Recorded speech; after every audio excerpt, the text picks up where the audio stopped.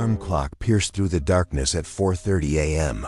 Maya Chun's hand instinctively reached out to silence it, her body screaming for just 5 more minutes. This had been her pattern for the past 3 years, setting ambitious alarms only to negotiate with herself until sunrise. But today was different.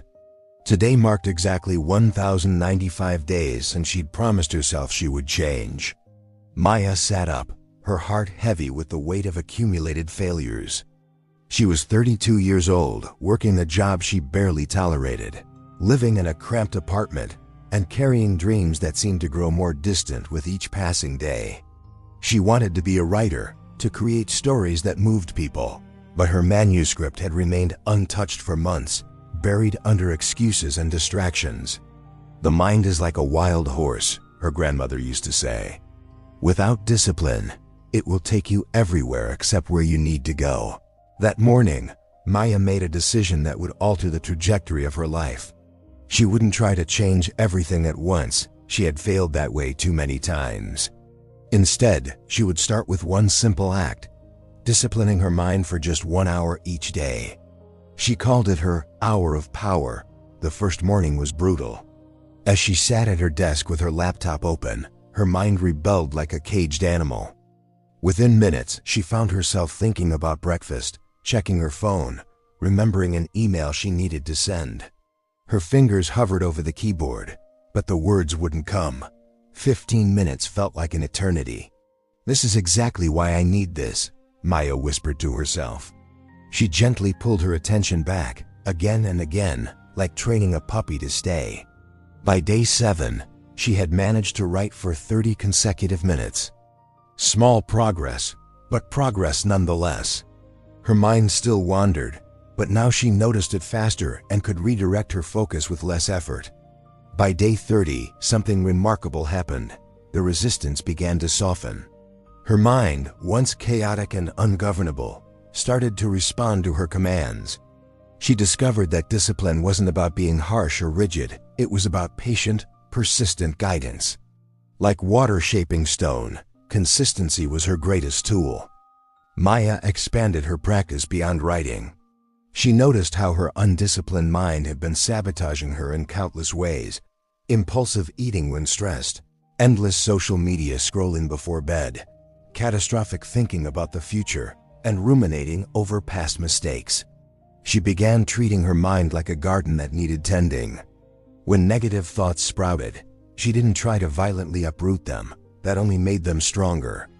Instead, she acknowledged them and gently redirected her attention to more constructive thoughts. When anxiety about her writing career emerged, she trained herself to return to the present moment and focus on the single paragraph in front of her. 3 months into her practice, Maya's life began to transform in ways she hadn't anticipated. She had completed 5 chapters of her novel, more than she had written in the previous 3 years combined.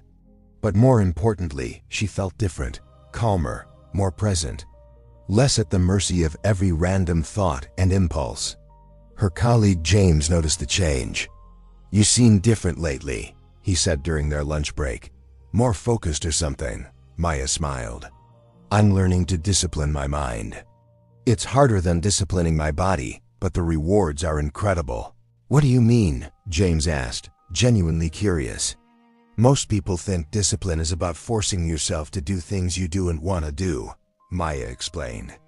"But real discipline is about training your mind to focus on what truly matters, despite all the noise and distraction. It's about becoming the master of your thoughts rather than their servant." James confessed that he struggled with similar issues, constantly distracted, unable to focus on his goals, his mind jumping from one thing to another like a restless monkey. "Start small," Maya advised. "Don't try to overhaul your entire life. Just pick one thing and practice directing your attention to it every day. Your mind will resist at first. That's normal. It's been running wild for years. But with patient, consistent practice, it will learn." As the months progressed, Maya's discipline extended into other areas. She began waking up earlier without negotiation. She practiced meditation, not as an escape from life, but as training for staying present within it. She learned to sit with discomfort rather than immediately seeking distraction. When writing became difficult, instead of abandoning her work, she stayed with the struggle, and that's where her best writing emerged. A year after that fateful morning, Maya held a printed copy of her completed manuscript. Tears streamed down her face, not just because she had finished her book, but because she had discovered something far more valuable: sovereignty over her own mind. She realized that every great achievement in human history began with someone disciplining their mind. Every invention, every work of art, every act of courage started with a person who learned to focus their attention and direct their thoughts purposefully. Maya's book was eventually published. It didn't become an instant bestseller, but it touched the lives of those who read it. More importantly, Maya had transformed from someone who dreamed about writing to someone who wrote. The difference wasn't talent or luck, it was mental discipline. She continued her practice daily, understanding that disciplining the mind wasn't a destination, but a lifelong journey. Some days were harder than others. There were still moments when her mind resisted, when focus felt impossible, when old patterns tried to reassert themselves. But she had developed the skill to notice and redirect. The mind is the most powerful tool we possess, Maya wrote in her journal on the anniversary of her transformation. Yet most people never learn to use it properly. They let their thoughts control them, their attention scatter, their focus dissolve. Disciplining your mind doesn't restrict your freedom, it creates it. It frees you from the tyranny of impulse, distraction, and chaos. It allows you to build the life you truly want, one focused moment at a time. Maya's story spread through her community. Friends and colleagues who had watched her transformation began asking for guidance. She started a small workshop called Discipline Your Mind, where she taught others what she had learned. You don't need to be perfect, she would tell her students. You just need to be patient and persistent. Treat your mind with the same care you would a precious instrument. It will frustrate you at times, but don't give up. The quality of your life is determined by the quality of your thoughts, and the quality of your thoughts is determined by how well you can direct them.